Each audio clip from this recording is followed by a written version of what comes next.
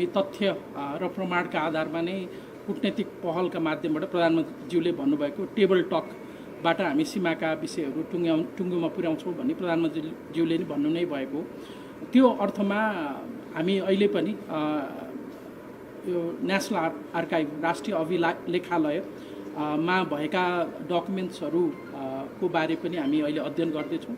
हामीसँग भएका केही विषयहरू हामीसँग छन्, केही विषयको ओरिजिनल प्रमाणिक कपीहरू नभएको जस्तो पनि देखिन्छ। नेपालमा विभिन्न कालखण्डमा अब सिंहदरबारमै कुनै समयमा आगो लागेको कारण हुनसक्छ अथवा कुनै कारणले कतिपय चाहिँ आधिकारिक दस्तावेजहरू हामीसँग नभएका दस्तावेजहरू अथवा त्यो भएका आधिकारिक दस्तावेजहरूलाई थप सपोर्ट गर्ने डकुमेन्ट्सहरू। अब तत्कालीन अवस्थामा 1816मा सुगौली सन्धि हुँदै गर्दाखेरि त्यति बेलाका बेलायती जो इस्ट इन्डिया कम्पनी मार्फत भारतमा हुनुहुन्थ्यो, उहाँहरूले अध्ययन गरेका लेखेका कहिले कहिले व्यक्तिगत नोटबुकहरू पनि हिस्टोरिकल एभिडेन्सको रूपमा प्रयोग गर्न सकिन्छ।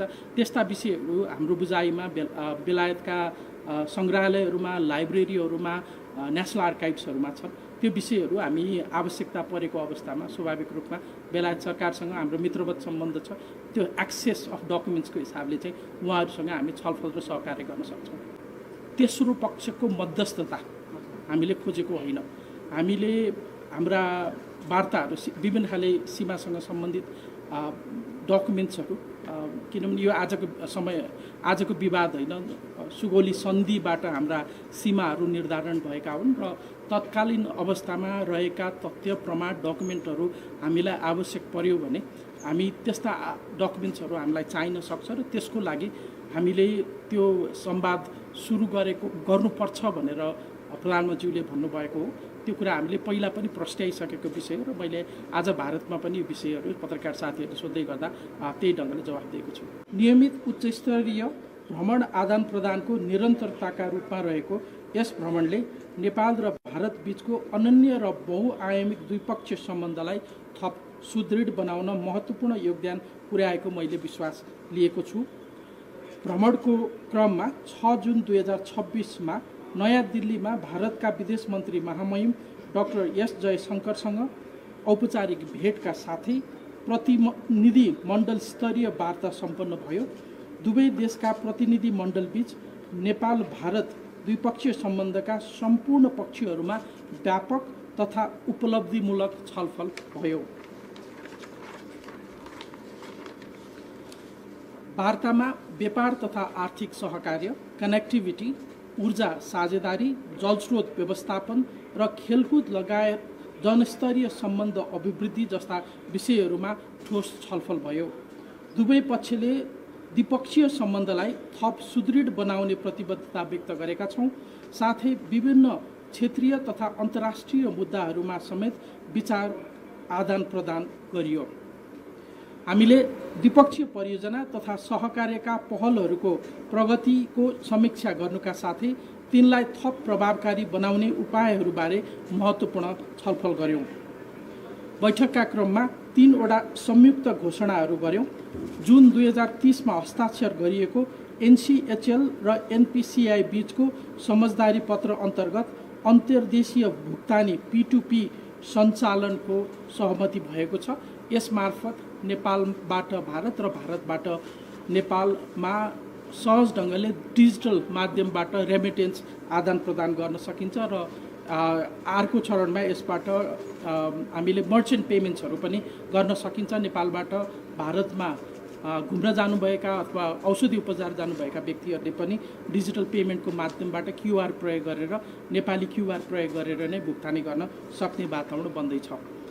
त्यसैगरी भारतको विकास सहयोगमा नेपालमा भूकम्पपछि पुनर्निर्माण गरिएका परियोजनाको पनि हामीले भर्चुअल हस्तान्तरण गर्यौँ।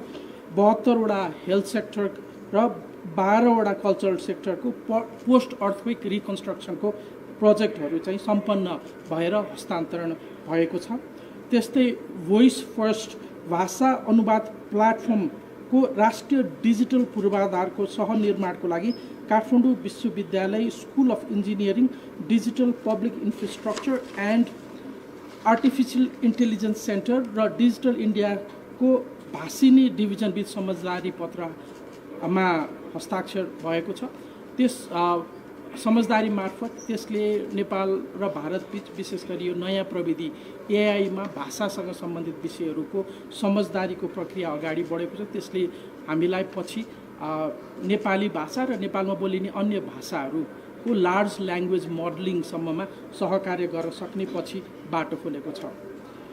भ्रमणका क्रममा भारतका राष्ट्रिय सुरक्षा सल्लाहकार श्री अजित डोभालसँग समेत छलफल भयो।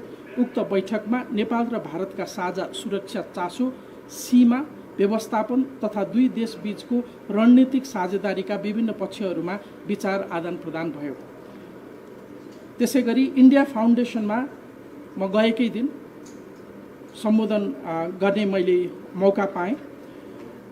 इन्डिया फाउन्डेसनद्वारा नयाँ दिल्लीमा आयोजित एक विशेष कार्यक्रममा प्रबुद्ध व्यक्तिहरूको समूहलाई सम्बोधन गर्दै मैले नेपालको परराष्ट्र नीतिका प्राथमिकताका बारेमा प्रकाश पारेँ। उहाँहरूसँग ऊर्जा, व्यापार, सीमा लगायतका साझा चासोको विषयहरूमा केन्द्रित रही अन्तर्क्रिया पनि गरेँ। आज बिहान नेपाली राजदूतावास नयाँ दिल्लीको भ्रमण गरी दूतावासका पछिल्ला काम कारबाहीहरूबारे दूतावास परिवारसँग प्रत्यक्ष अन्तर्क्रिया गर्दै भारतमा नेपाल र नेपालीको हितको रक्षाका लागि प्रतिबद्ध भएर लाग्न निर्देशन दिएको छु। साथै दूतावासमा आयोजित मिडिया अन्तर्क्रिया कार्यक्रममा भारतमा रहेका सञ्चार माध्यमहरूसँग छलफल गरी हाम्रा प्राथमिकताका बारे जानकारी गराएको छु।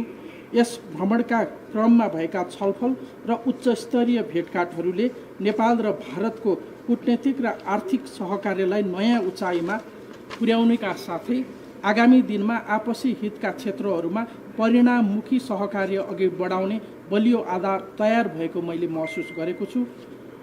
हाम्रो सन्तुलित, स्वतन्त्र र बहुआयामिक परराष्ट्र नीतिलाई थप सशक्त ढङ्गले अभिव्यक्त गर्ने अवसर प्राप्त भएको छ।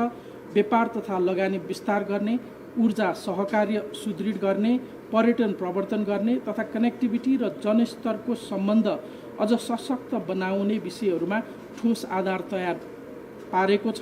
क्षेत्रीय स्थायित्व, आपूर्ति श्रृङ्खला, सुरक्षा तथा ऊर्जा साझेदारी जस्ता समसामयिक अन्तर्राष्ट्रिय मुद्दाहरूमा समेत धारणा आदान प्रदान गरिएको छ। मन्त्रालय तथा नियोगबाट जारी प्रेस वक्तव्य, सामाजिक सञ्जाल, एक्स र फेसबुकका पोस्टहरू लगायत विभिन्न माध्यमबाट यस सम्बन्धी थप विवरणहरू प्रवाह गरिएको छ। यी महत्त्वपूर्ण विषयहरूमा निरन्तर रूपमा सकारात्मक र रचनात्मक समाचार सम्प्रेषण गर्नुभएकोमा यहाँहरू सबैलाई म हार्दिक धन्यवाद भन्न चाहन्छु। अब हामी छोटकरीमा केही प्रश्नहरू लिन्छौँ। यहाँले प्रश्नहरू छोटकरीमा राखिदिनु हुन, नदोहोऱ्याइदिनु हुन। एकदमै खसखस हो मलाई।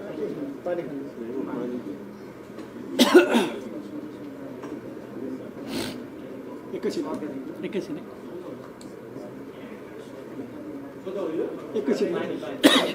मेरो घाँटी के सर्क्यो खै कस्तो सर्क्या त्यो एकदमै खसखस भयो त्यो।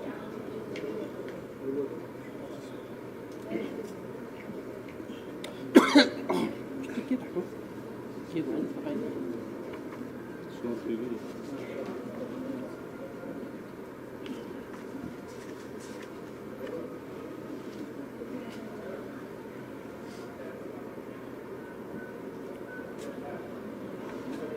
ल सुरु गर। हजुर, यहाँ चाहिँ इन्डियाको भ्रमण गरिरहँदा नेपालमा एउटा विषय अलि बढी चर्चामा थियो, सीमा विवादको विषय, सीमाको विषय। यहाँले त्यहाँ दिनुभएको अन्तर्वार्ता, त्यहाँ गर्नुभएको कुराकानी, यो लिपुलेक लिम्पियाधुरा चाहिँ हाम्रै हो भनेर परराष्ट्र मन्त्रीज्यूले उठाउनुभयो। वा गर्व लाग्यो भनेर नेपालमा अलि बढी चर्चा पनि भयो। यो विषय के हो? यहाँले यो विषयमा कुरा गर्नुभयो कि भएन? सीमाको विषय के भयो प्रधानमन्त्रीको अभिव्यक्तिसँगै? अब सीमाको समग्र सीमा लगायत सम्पूर्ण हामीले द्विपक्षीय सम्बन्धका सबै विषयहरूमा हामीले छलफल गऱ्यौँ र पछिल्लो समय सीमाकै हकमा पनि द्विपक्षीय संयन्त्रहरूले अहिले यो फिल्ड सर्वे टिमले काम गरिरहेको छ दुवै देशको, र हामीले दुवै पक्षले अघिल्लो पटक जसरी समाचार माध्यमहरूमा औपचारिक रूपमा लिपुलेक हुँदै कालापानी लिपुलेक हुँदै मानसरोवर यात्राको बाटो भारत र चाइनाले सहमति साथ खोलेको भन्ने कुरा आइसकेपछि यहाँहरूलाई थाहा छ परराष्ट्र मन्त्रालयले एउटा औपचारिक कूटनीतिक नोट पठाइसकेको थियो। त्यसमा हामीले आफ्ना स्पष्ट अडानहरू राखेका थियौँ र भारततर्फबाट पनि त्यसको जवाफ आएको हो र यसमा दुवै पक्षले वार्ताबाट सीमामा विभिन्न ठाउँमा रहेका सीमासँग सम्बन्धित विषयहरूलाई कूटनीतिक माध्यमबाट र यहाँ अहिले भइरहेका संयन्त्रहरूका माध्यमबाट समाधान गर्ने भन्ने हाम्रो पहिलेदेखिको पोजिसन हो र त्यही ढङ्गमा अहिले जुन संयन्त्रहरू काम गर्न थालेका छन् त्यसपछिका अन्य संयन्त्रहरूलाई पनि एक्टिभेट गर्दै एउटा कूटनैतिक ढङ्गले समाधान गर्ने भन्ने ढङ्गमा हाम्रो छलफल भएको छ। वर्षौँदेखिको समस्या अब के सुल्झिएला त? रवि लामिछानेज्यू पार्टी सभापति पनि त्यहाँ गएर पुगेर आउनुभयो, लगत्तै तपाईँ पनि जानुभयो। यो हरेक सरकार आउँछ, यो सीमाको समस्या पटक पटक उठिरहन्छ तर समाधान कहिले हुँदैन। अब के होला त यो समाधान? सीमाको विश्व इतिहासहरू हेर्नुभयो भने पनि लामो समय लाग्ने गरेको देखिन्छ, तर मूल रूपमा हामी हाम्रा अडानहरूमा स्पष्ट छौँ। हामी प्रमाणको आधारमा, ऐतिहासिक प्रमाणहरूको आधारमा सीमाका विषयहरूलाई कूटनीतिक माध्यमबाट समाधान गर्न सक्छौँ, गर्नुपर्छ भन्ने कुरा हामीले स्पष्ट ढङ्गले राखेका छौँ र मलाई लाग्छ हामी दुवै पक्ष, मैले भारतको मिडियालाई अन्तर्वार्ता दिँदै पनि भने यदि नेपाल र भारत नै पनि एक ठाउँमा बसेर छलफल गर्न सक्दैनन् भने विश्वमा अन्य अरू राष्ट्रहरू को नै होलान् र त्यसले गर्दाखेरि कस्ता कस्ता देशहरू त अप्ठ्यारो पर्दा वार्तामा बसेर समस्याको हल निकाल्न सक्छन् भने पक्कै पनि नेपालको सरकार आफूलाई सक्षम मान्छ वार्तामा बसेर आफ्ना कुराहरू स्पष्ट ढङ्गले राख्न र आफ्ना तर्कहरूको आधारमा हामी हाम्रा बिचमा रहेका हरेक खाले समस्याहरू समाधान गर्न उत्सुक छौँ, तयार छौँ भन्ने कुरा मैले भारतमा राखेर मलाई लाग्छ हामी त्यही माध्यमबाट हामी हाम्रा समस्याहरूको समाधान पनि गर्छौँ। तेस्रो पक्ष बेलायतलाई पनि जोडेर प्रधानमन्त्रीले कुराकानी गर्नुभएको थियो, यो विषयमा के भयो? यसमा अब मैले स्पष्ट पनि पारेँ। आज मूल रूपमा हामीले तेस्रो पक्षको मध्यस्थता हामीले खोजेको होइन। हामीले हाम्रा वार्ताहरू विभिन्न खाले सीमासँग सम्बन्धित डकुमेन्ट्सहरू, किनभने यो आजको विवाद होइन, सुगौली सन्धिबाट हाम्रा सीमाहरू निर्धारण भएका हुन् र तत्कालीन अवस्थामा रहेका तथ्य प्रमाण डकुमेन्टहरू हामीलाई आवश्यक पर्यो भने हामी त्यस्ता डकुमेन्ट्सहरू हामीलाई चाहिन सक्छ र त्यसको लागि हामीले त्यो संवाद सुरु गर्नुपर्छ भनेर प्रधानमन्त्रीले भन्नुभएको हो। त्यो कुरा हामीले पहिला पनि प्रस्ट्याइसकेको विषय हो र मैले आज भारतमा पनि यो विषयहरू पत्रकार साथीहरूले सोध्दै गर्दा त्यही ढङ्गले जवाफ दिएको छु। त्यही विषय नै मैले पटक पटक भने हामी तथ्य र प्रमाणका आधारमा नै कूटनीतिक पहलका माध्यमबाट प्रधानमन्त्रीज्यूले भन्नुभएको टेबल टकबाट हामी सीमाका विषयहरू टुङ्गोमा पुर्याउँछौँ भन्ने प्रधानमन्त्रीज्यूले नै भन्नु नै भएको हो। त्यो अर्थमा हामी अहिले पनि यो नेसनल आर्काइभ, राष्ट्रिय अभिलेखालयमा भएका डकुमेन्ट्सहरूको बारे पनि हामी अहिले अध्ययन गर्दैछौँ। हामीसँग भएका केही विषयहरू हामीसँग छन्, केही विषयको ओरिजिनल प्रमाणिक कपीहरू नभएको जस्तो पनि देखिन्छ। नेपालमा विभिन्न कालखण्डमा अब सिंहदरबारमै कुनै समयमा आगो लागेको कारण हुनसक्छ अथवा कुनै कारणले कतिपय चाहिँ आधिकारिक दस्तावेजहरू हामीसँग नभएका दस्तावेजहरू अथवा त्यो भएका आधिकारिक दस्तावेजहरूलाई थप सपोर्ट गर्ने डकुमेन्ट्सहरू। अब तत्कालीन अवस्थामा 1816मा सुगौली सन्धि हुँदै गर्दाखेरि त्यति बेलाका बेलायती जो इस्ट इन्डिया कम्पनी मार्फत भारतमा हुनुहुन्थ्यो, उहाँहरूले अध्ययन गरेका, लेखेका कहिले कहिले व्यक्तिगत नोटबुकहरू पनि हिस्टोरिकल एभिडेन्सको रूपमा प्रयोग गर्न सकिन्छ। त्यस्ता विषयहरू हाम्रो बुझाइमा बेलायतका सङ्ग्रहालयहरूमा, लाइब्रेरीहरूमा, नेसनल आर्काइभ्सहरूमा छन्। त्यो विषयहरू हामी आवश्यकता परेको अवस्थामा स्वाभाविक रूपमा बेलायत सरकारसँग हाम्रो मित्रवत सम्बन्ध छ, त्यो एक्सेस अफ डकुमेन्ट्सको हिसाबले चाहिँ उहाँहरूसँग हामी छलफल र सहकार्य गर्न सक्छौँ।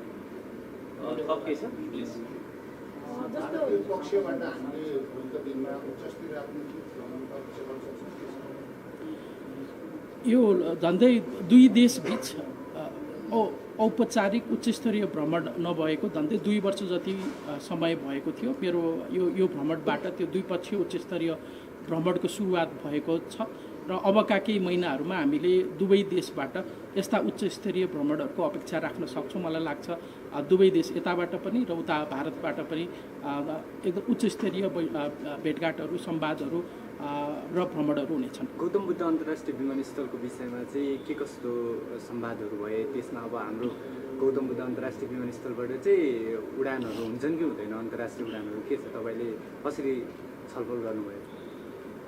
यसमा हामीले स्पष्ट ढङ्गले